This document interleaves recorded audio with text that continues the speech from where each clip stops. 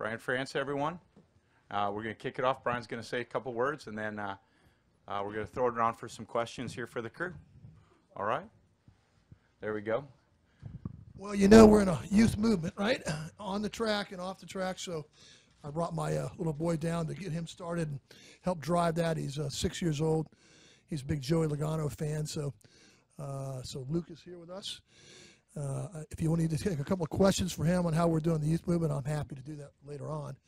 And all kidding aside, obviously we had a big announcement last week, last week with, or this week, excuse me, with Dale Jr. And just some words about that. Obviously I did a statement, but you know, he's meant a lot to this sport in many ways, and on and off the track, and not just his popularity and whatever, but the carrying on the Earnhardt name in such a good way that he was always competitive on the track, always raced at a high level, and always worked with NASCAR, to make the sport better, just like his father did. That's not always the case with drivers who come in. Some of them just drive the car, and that's what they do. And Dale was Dale Jr. was quieter about that. But nonetheless, that was important to him to always give his input in a quiet way, but we always listened to him. And the other thing I'll just mention on the top here is, obviously, we're also in a transition with many drivers that have retired or moved on in the last 4 or 5 years, or 2 or 3 years, excuse me, that were racing at a high level, whether it be Jeff Gordon or Tony Stewart, Carl Edwards unexpectedly. That have decided that their time is, and I said this a long time ago, I could see around the corner that careers were not going to last as long as they did in previous decades with NASCAR. And the reason is, the demands are high, the opportunity to leave a race car and do something else because of the financial situation that the drivers are fortunate enough to be in, allows them to pick and choose their career a little bit differently. So there's a lot of different reasons, that in the future, that age, in my view, will get lower and lower. Used to be you did race till you were in your late 40s, maybe even over 50, and that's just not what you're seeing today. So with that, I'm happy to take a few questions. And one last thing. I always want to thank you guys and gals for this. Is a tough sport to cover, right? It's multiple days away. It's not one game. It's multiple races. It's a lot of work to cover this sport. And I know Eric and Brent, our entire team, thanks each and every one of you for helping us tell the NASCAR story. Thank you. All right, let's throw it around to a couple questions here. Jim Utter. Jim, you want to go first here? JimUtterMotorsport.com. When you look around all the national series, what is your assessment of the drivers that you have? Do you feel that there is a solid group to kind of carry on the next generation, much like Luke's favorite driver, Joey Logano?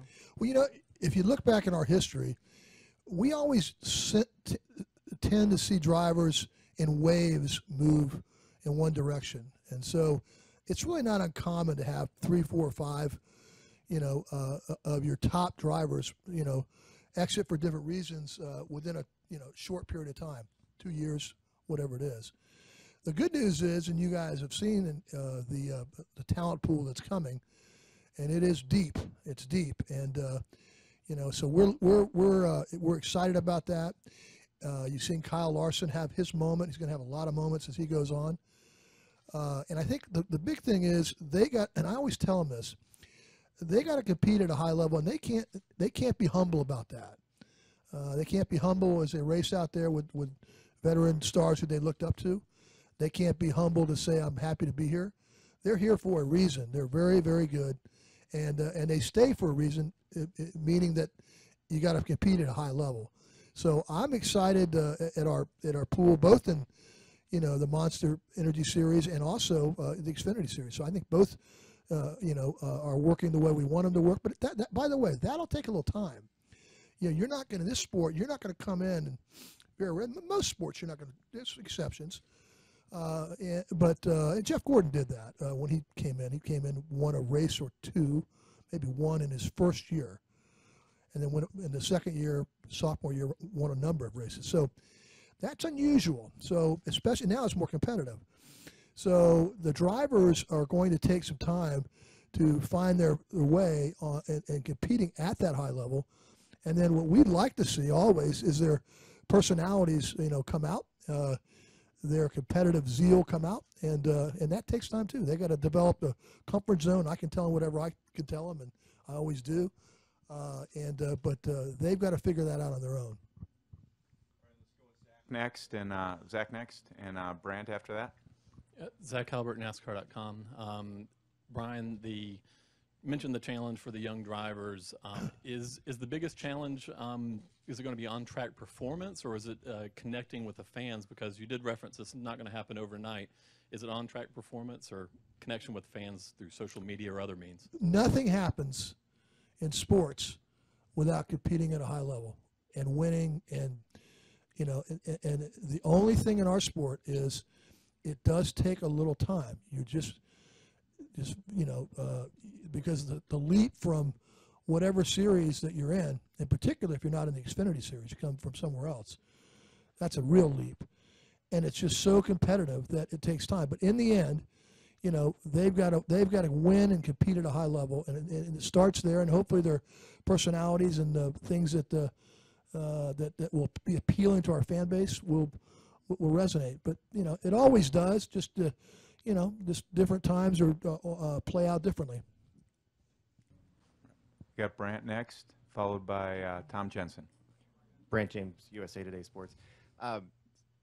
Changing topic slightly, how good a job has Monster done segueing in as the title sponsor, and has their role become different or even more important as they try to gain that younger fan base that you need to watch these younger drivers that are maybe rushing in to replace these retiring stars? I'd say in one word, great. I think that they are bringing what we hope they would bring, that sort of youthful, kind of edgy. They do it in entertainment. If you're out in California, massive crowd watching some of the things they were doing, interactive with our fan base. And then digitally, socially, they're one of the leading companies in the country at how to manage that, the new frontier. And so on all fronts, they, and by the way, doing this, they've never had a property at this level. So they're doing this all in the first couple of months. So, give them by next year, and we didn't put the deal together until a little later. I think they're just great. So we're excited to have them. Jensen, FoxSports.com. We know the role the driver council has played in recent years in having more influence. How much are you going to rely on guys like Dale Jr. and Jeff Gordon and the recently retired guys for input? And secondly, we've had a lot of changes. Are there other things you guys are looking at maybe for next year and down? One of the things that, Tom, that when I first started this job, I told you that I'm different, right, than my father. But one of the things that was very important to me was a deeper collaboration. We started that with sort of industry meetings a number of years ago when we had the Car of Tomorrow, all that stuff. To really bring the industry. Now it's very formalized. It goes from OEMs to track operators to drivers, of course, and we really need their input, and we get it. And we're going to do an industry summit here shortly in May around Charlotte. We're bringing in experts from different fields to interact with our council members and other members of the industry.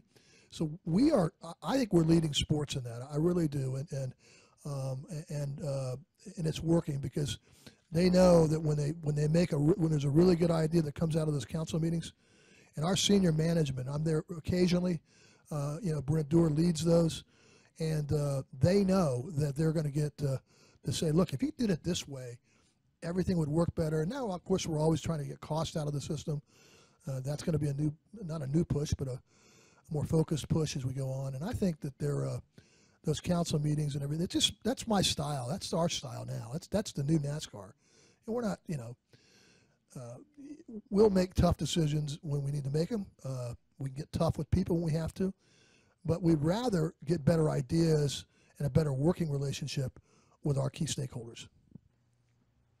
All right, we got a couple questions left. Let's go with Nate Ryan and Jerry Jordan. Nate Ryan, NBC Sports. Brian, I know you get asked about sponsorship all the time, so this is almost an annual thing. But I mean, the Dale Jr. situation, that there's uncertainty if Nationwide will return on the 88. There's some other big name drivers who are still trying to lock things down for next year. Stuart Haas has some inventory to sell. Bubba Wallace Jr. Isn't set past May. Danica Patrick obviously isn't set really for next year yet. Those are two diversity efforts there for the sport. Is there anything NASCAR needs to do, and are there any concerns on the sponsorship front as you have big personalities like Dale Jr., like Tony Stewart leaving, that you can maintain that influx of sponsorship? Well, it's only April, so those kind of decisions from a corporate America typically get made in August and September, something like that. And I know the team owners, obviously, I talked to Rick Hendrick the other day. He's already met with Nationwide as an example, and they understand the changes that are coming, and those are the kind of discussions team owners have with their sponsors. And if you go back in any of our pick a year, you'll always see somebody, and Richard Petty at one point, you'll always see somebody that why are they not doing well in that area for one reason or another? We always have that. That's not anything abnormal. It all gets worked out over time because the property still works in a way that for many companies that they can't do in any other sport. They can't own a team in any other sport, but they can here. Jerry Jordan, KickingTheTires.net and Performance Racing Network. Brian, I know you have people that monitor this stuff for you with the numbers and attendance and things, but are you seeing, from your perspective, things in a positive direction going forward, and where would you like to see a change as you progress and talk about these the summit that you're talking about? How can you make fans more interactive with the sport? Well, you obviously understand that the digital age is well within the present and the future, and so we're very focused on that. We're very focused on social. We're very focused on getting young fans. And by the way, this is interested in our sport. And by the way, that's not we're not isolated here. Every sport is trying to unlock the new consumption levels and fan interest by a younger demographic. Of course, we love our core fan, and everyone does, but every sport is thinking carefully of how to reach millennial fans to get them excited about their sport. And believe me, and I talked to all the commissioners at one point or another, they're all focused on that, and it's not easy, by the way, because things are dramatically changing, not just for our industry. You go back and you look at any patterns that are going on in just about every look at retail as an example. I'm just picking this up, where the shopping trends are now obviously online. It's changing the way retail. I mean, it's all over the place.